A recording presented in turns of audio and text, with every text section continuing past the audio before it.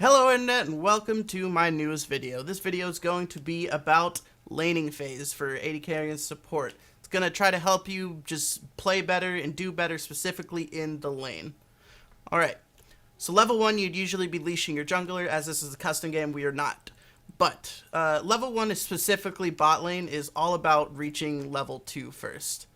Because once you reach level 2, you're allowed to zone your opponent because you have an extra spell on them.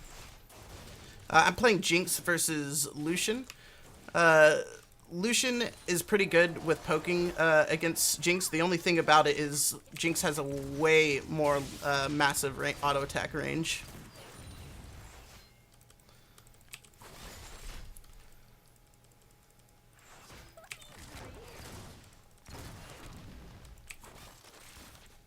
Alright, so we hit level 2 off the first 6 creeps and the next 3 melee creeps. So when you're playing bot lane and you know you're about to hit level 2 before the enemy, you want to start walking up right now because we're about to hit level 2, start walking up. And then when you hit level 2, you can either get a kill with the hook right here. I missed the W because I'm bad, but that's basically what getting the level 2 advantage does for you bot lane. Because as soon as you hit level 2, you can just walk up and just freely harass them. Alright, so now I'm going to talk about when you're zoning them and they're both level 2, this is a way people poke bot lane. Look at your CS. Whenever you see your CS low, it means that Lucian is going to go try to last hit it. You know he's going to last hit it, so you can trade an auto attack on him while he's about to go and try to last hit it. That's just kind of how you get free autos off in the opponent. If you know he's going to go last hit a minion, you can just trade a free auto off on him. Okay, so I backed right now with 1100 gold. As Jinx and pretty much every single AD carry except for maybe Kalista, you want to go IE first. So if you have an awkward amount of gold to buy, let's see, you can only buy pickaxe right here. In Vayne, in Twitch. Yeah, he's right. So I have enough to buy pickaxe and nothing really else. So you want to buy enough pots to where you can sustain the lane. You don't ever want to come back to lane with no pots. If you come back to lane with no pots, you have to play it massively different than if you had pots, because you cannot take any poke. Like if Lucian hits Qs on me, it's going to hurt me a lot as an AD carry with no sustain right now. Alright, another important factor to learning the bot lane is knowing how the minion waves are pushing. If you know this, you can communicate to your jungler that you want to gank, or you can know what's going to happen in the next couple minutes. So right now, unless he starts using spells on the minion wave, I know that my minion wave is going to be pushing towards him due to the fact that my minions are going to reach the fighting area first, so it's going to start pushing towards him. I know this fact, so what we need to watch out for as a bot lane, and as you need to just know this, is in the next probably minute and a half, you're going to be susceptible to a gank. Also, the jungler could have walked in through the bush right now to gank. So it's very important to just think ahead and know what's happening to the minions right now. So if you're this afraid of a gank, you can decide that you want to hard push the lane in right now. And if hard pushing the lane in really just resets the wave. So how you hard push is you get it to their tower. Once you get the minion wave to their tower, the wave resets and it starts pushing back towards you.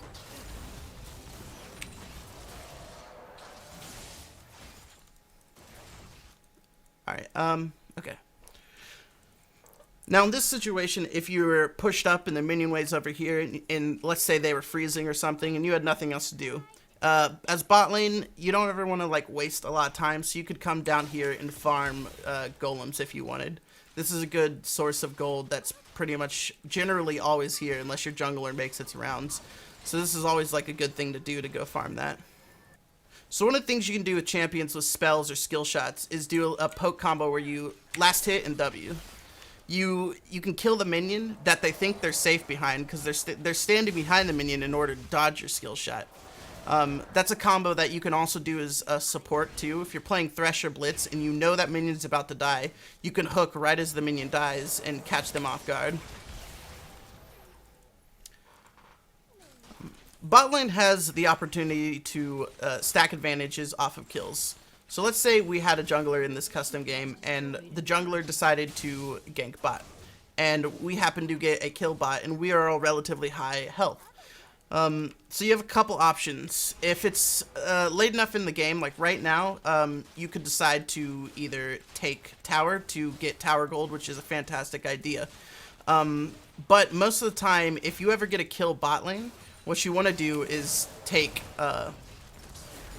dragon, because it's a very important factor for bot lane being down here. The reason the way it is, the meta is because there's two people bot lane. They sent AD carry and support bot lane because dragon was down here. If you send AD carry and support top lane and they send their AD carry and support bot lane, it means they outnumber your team towards the dragon area. So just always think about that. If you get a kill bot lane through a jungle gank or something, just remember to try to take an objective off of it.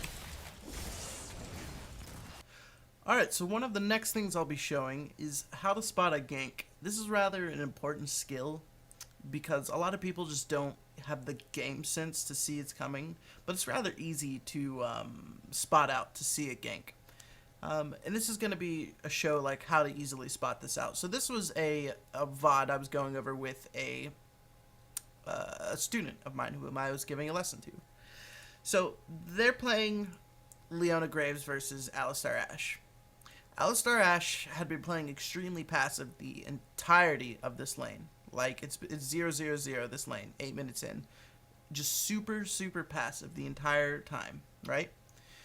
So, in the upcoming seconds that I'll show you, Alistar all of a sudden changes his playstyle. This is something you need to become more, like, aware of. Become more just looking at their playstyle and seeing it change. Because a lot of times low elo or even high elo people will just show ganks because they'll go too aggressive too early, or they'll just change their playstyle. They'll start just playing weird. They weren't playing like how they used to be. And I'll try to show it here. So Alistar's going to do something that really, really shows what a gank is coming. So he starts to walk up, right? Alistar should not be there. Why is he there? There's no reason for Alistar to be there. That if there was no gank here and Alistar was there, that's him just being stupid, because that's just free poke those two champions get on him, right? Because the entire time they're playing passive. So from that moment right there, it just shows that a gank is coming. So we're going to watch it again here in a second.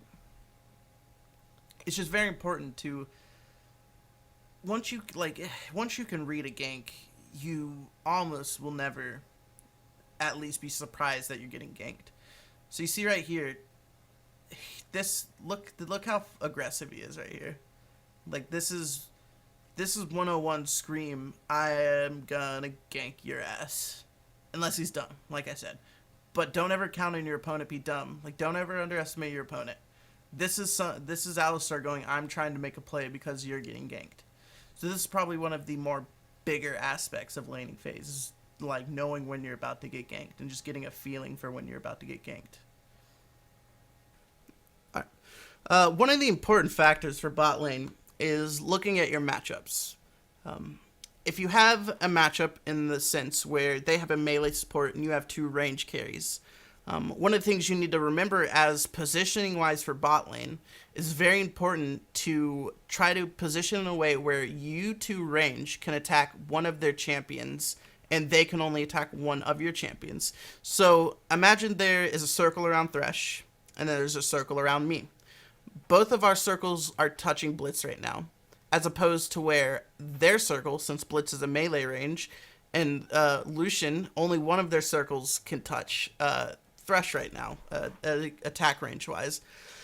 This is a very good way to position in these situations, because if we were laning, we would be able to poke Blitz while only Thresh would be able to poke. And if they ever ran at us, we could back up in kiting at the same time and only hit Blitz. I would be pretty much safe this entire time while kiting backwards. So that's kind of just, if you're ever playing against a melee support, that's very important. Alright, next I'm going to talk about, a lot of times in low elo, people will complain about their supports being too aggressive or just playing stupid. Like, they'll just walk forward and go at the enemy and just, like, play relatively super aggressive. it's not necessarily their fault. It could be a lot of the fault of you're not playing in the right position. So imagine Blitz is my support and Thresh is their support. If Blitz is in a position right now, he's in a position where he can hook both of them. If I'm sitting here in this position and I'm like farming, pretending there's creeps here right here, then I'm not in a position really to follow up that well on a pull. As opposed to if I were maybe up here in farming behind a creep or just a little bit closer. Now let's say creeps are back here and I'm farming here and Blitz has run his way all the way up there to try to get a pull on them. You could say, oh, this guy's being an idiot, like over aggressive, but what you should be doing is still farming, but moving in between auto attacks and making your way closer towards Blitz for just in case if he hits a hook. Because if he hits a hook and you're playing someone such as Jinx or something, you can throw your E down right on top of whomever he hooks. Okay, so this situation we've set up is if they still had a tower up, and your team lost tower first, you'd be in a position to where you can't really go down in lane or else you'd be overextending unless you had tons of wards. So what you need to do is kind of sit around here or sit in a position to where you're able to catch this farm and push it back immediately, because you never want to freeze. If I decide to freeze this lane right here, their bot lane can go rotate like mid and group mid, and they can just group on my teammates and outnumber my team and kind of destroy them. So you want to be in a position to where you can catch the wave immediately and then start pushing back as quickly as you can.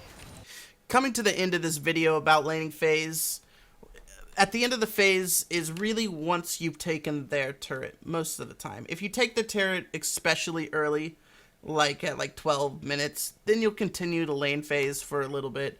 But once you've taken their turret, you want to start focusing objectively.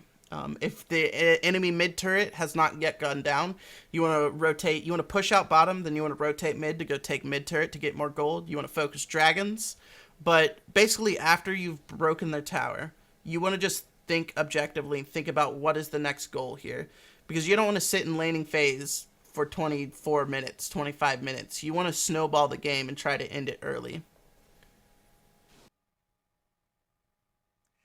Hello and welcome to the video. This is going to be a quick update on my channel. This video took longer than I expected to make. There were a couple rendering problems when I was going through it. I made the video, rendered it, then it came out all blurry and stuff, so I had to redo what file it was under, all this annoying stuff, and it kind of really just disheartened my...